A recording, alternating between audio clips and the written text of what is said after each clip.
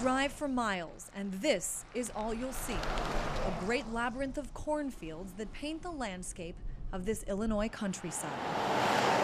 But past the farmhouses and head-high ears of corn is an old schoolhouse.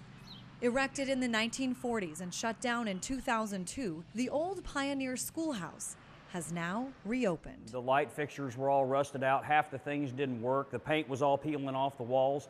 This building was actually underwater for quite a while. It took months of wading through the clutter, patching the holes, and reimagining the centerpiece of the school, the cafeteria.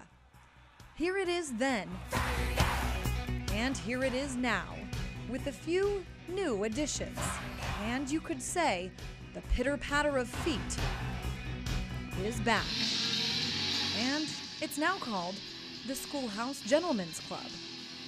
Complete with lessons on the wall, class rules, and a superintendent, co-owner Bob Kearney, a recently laid-off union electrician who turned misfortune into opportunity. This building has been for sale for the last couple of years, and nobody in this community has taken any interest in it at all. But now there is plenty of interest, as neighbors and residents have waged war on the schoolhouse. I don't want my kids to grow up to think that that is a normal business option. The opening of the schoolhouse has prompted the formation of a new group in town. They call themselves the Pioneers for God, even set up these crosses across the street and work in shifts to come out and pray and protest every Friday and Saturday night. Elaine Prophet often shows up to protest with the Pioneers for God because for her, it's personal. The fact that it's there in what used to be my school, what used to be my mother's school, it really upset me because they're using that fact that it used to be a school to draw people in. Back inside, I have my schoolgirl outfit. It's kind of like guys are into that, I guess.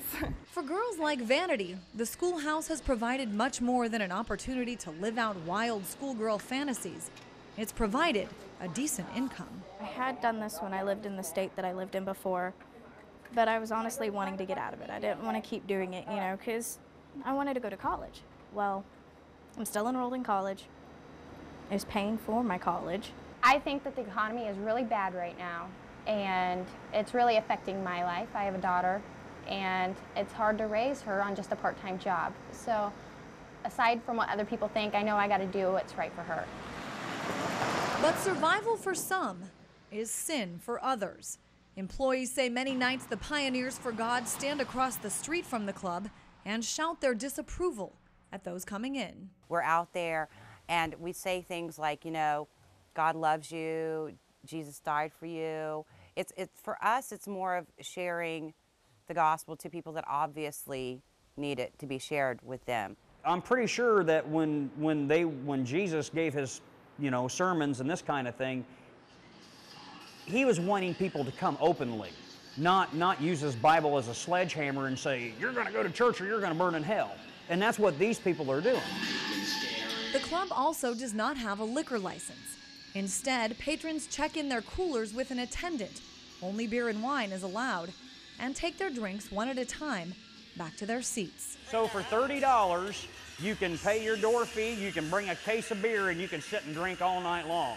But neighbors, many of whom would not speak on camera, say the schoolhouse should be closed because it's sinful activity on sacred ground. To me, it's more like a historical landmark. If the White House closed down and the president didn't live there anymore, you wouldn't turn it into a club like that. You just wouldn't. It's not proper. For Bob Kearney, who says he's the only new business to bring 30 new jobs to the area, the historic argument is just not valid. At one time, I'm pretty sure all this land was owned by Native Americans. Maybe they should sell their property and find some poor guy living on a reservation and hand over the deed of their property. I mean, how far back do you want to take this thing? So, for the time being, class here will not be dismissed. Reporting in Cumberland County, Illinois, Christine Frizzau, RT.